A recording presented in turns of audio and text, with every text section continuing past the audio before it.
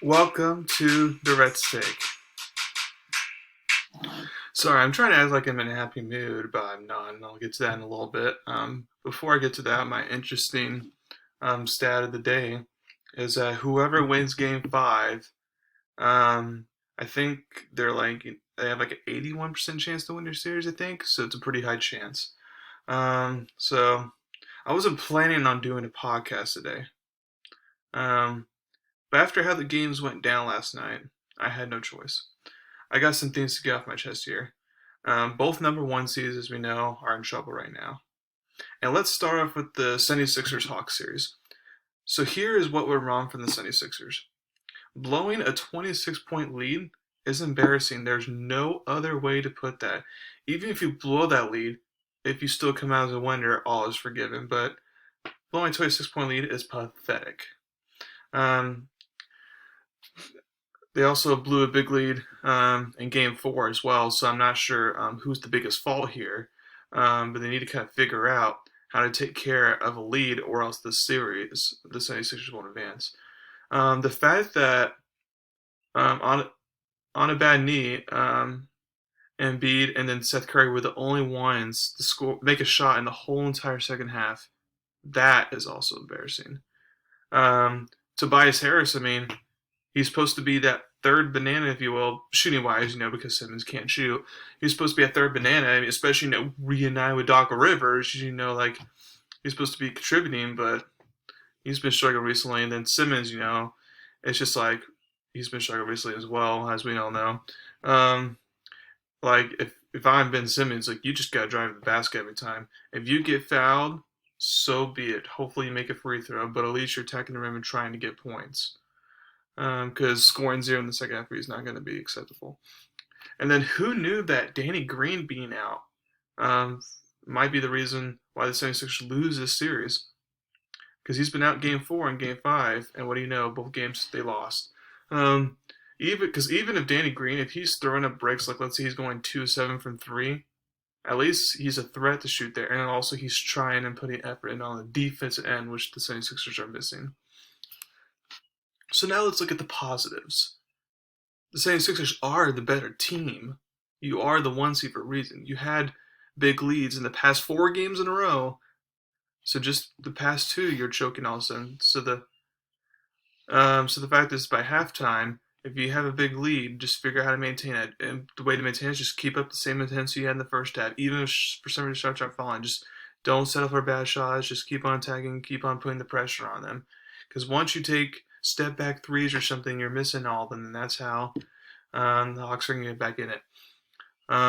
Also, the fact that you had Embiid not making a basket in Game 4, losing, and this one you had no Tobias Harris or Ben Simmons making a basket in the second half. It's like those things, in my opinion, are flukes. Like those things shouldn't happen again. If those things don't happen again, then logic should say the 76ers will win the games. So if you're the 76ers, that's what you can hopefully rely on to kind of keep yourself in a positive attitude as far as still trying to win the series. Now for the Jazz and Clippers game. Here's what went wrong for the Jazz. PG is going off the past 3 games. So that pandemic P was clearly because of the bubble, and now he's back to the way he was playing in Indiana. He's playing good. And then Marcus Morris, I mean, he's been streaky this playoffs. Like, one game, 7 for 9 3-pointers. Other game, 1 for 10. Like, but right now he's on a very hot streak. Will either one cool down is the question. You're gonna have to in order for Jazz win. It's gonna be pretty hard. I'm not liking the way that's looking. And then also Mitchell is clearly hobbled right now. And in the second half, he looked like James Harden did the other night. Out there, but not really out there. So yeah, Kawhi is out. But when Mitchell can only shoot threes or make free throws, and that's all he can do because of his ankle, and then Conley's out, then yeah, it actually makes sense of why the Clippers won last night when you think about it. The Jazz defense this series has also been pathetic. You make 72 threes in the first half, and then you only make you make 72 threes in the first half, and then you're only up by 5 points. That's pathetic. I was like, I was thinking this is exactly like the Bucks in Game 5, In that second half, KD was just going off, and instead of doubling teaming him, they just allowed him to go 1-on-1 and keep on scoring. It's like if you're it's like if you want to avoid the double team, you got to play the zone. But if not, then you have to play the double team. And I know it's a sign of desperation and you don't look weak, but you're trying to win a playoff game. You got to do what's necessary in order to win. Therefore, you got to do the double team here. Because, I mean, sometimes PG and Marcus Morris, they're all sometimes getting wide open shots, but you can't allow PG and Morris and Reggie Jackson to do one-on-one basketball because they're going to take advantage most of the time. You got to make Patrick Beverly, Rajon Rondo, Terrence Mann, you got to make them make open shots and make them beat you. Okay, now for some positives. So if Mitchell can look better, because Mitchell's had this ankle problem most of the series, but for example, in Game 3, he still looked pretty good and stuff like that. So he shows signs that he can look good. If Mitchell can look better, and then if Conley can come back, then the Jazz have some hope. Now, apparently, Conley had a setback. He was prepared to come back for Game 3, but a setback, so that's why he hasn't been back. So that now this all makes sense, because in my previous podcast, I was wondering what's the holdup here and why they're holding him out. But it turns out it's neither the trainer's fault or Mike Conley personally wanted to say it's fault. I mean, it's the hamstring setback's fault. So, if he can come back, he said if there's a Game 7 scenario, he would come back. Well, this is basically a Game 7 scenario for the Jazz. So, let's see if Conley comes back and he's a man of his word. I feel like the Jazz found some things last night that was working that they can try to focus on more often in the next game. Like finally, Rudy Gobert looked like he had a presence offensively in that third quarter. And with that small ball lineup, especially since you might give some stuff on the defensive end because, Rudy Gobert can't block the paint or guard a three-point guy at the same time type of thing. It's like you're going to need him making lobbies and dunks and all that to keep him involved. Because if you're not involving him on the offensive end, and then he's going back and forth between paint and trying to guard a three-point shooter, then that's just not going to work. Also, I doubt the Jazz will make 23s again tomorrow, but if they do, then I'm going to like more of their chances, especially if they're not in the floor, like it was in that first quarter. If they can spread it out and even it out throughout the whole game. And also, if they can stop turning it over, that'd be nice. Now, if you had to ask me which one seed can climb out of the hole they are in, if you had me, personally, I think the Hawks might actually get the upset now, and then Clippers, I feel like are going to win probably. But if you had asked me which one seed has a better chance to climb out of the hole, I would say the Sixers. Why? Even while Embiid's injured, he's the best player on both teams. And Doc Rivers supposedly is supposed to be the best coach of the two, because Nate McMillan, hasn't had all this playoff success, and he might go from first round exits multiple times to now all of a sudden conference finals.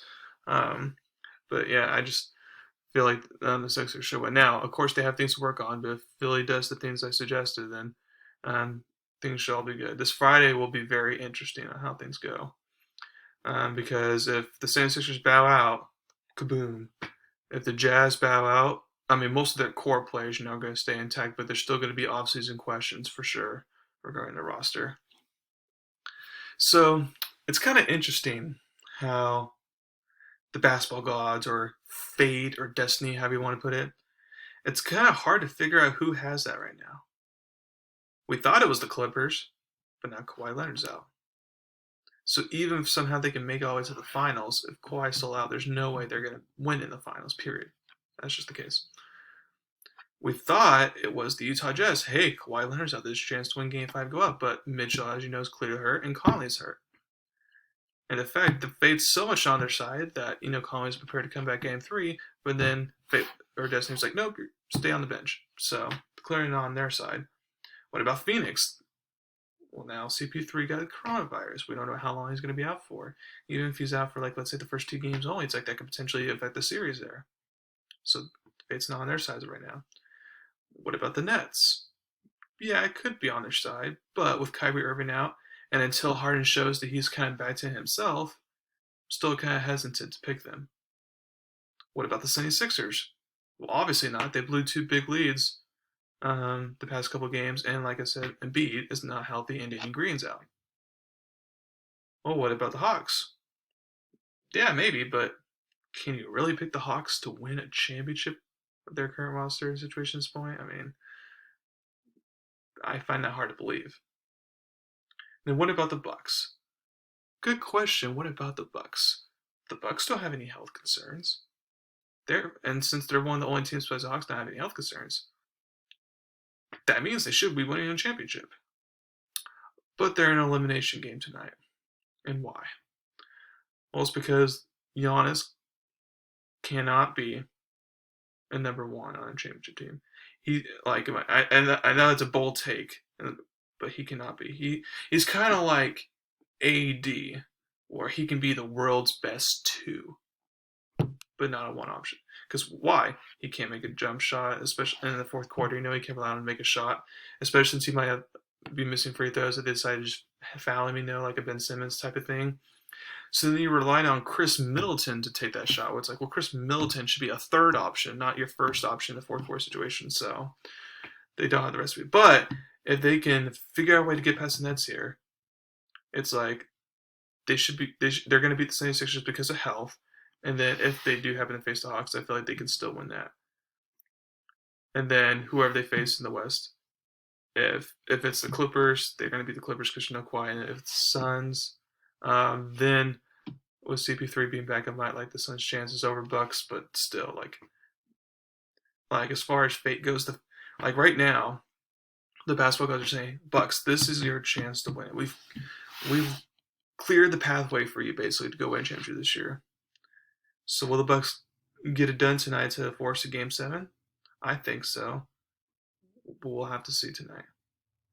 Thank you very much for listening to my podcast today. Please subscribe to my channel to learn about me. I don't believe I'll be doing a podcast, tomorrow this weekend.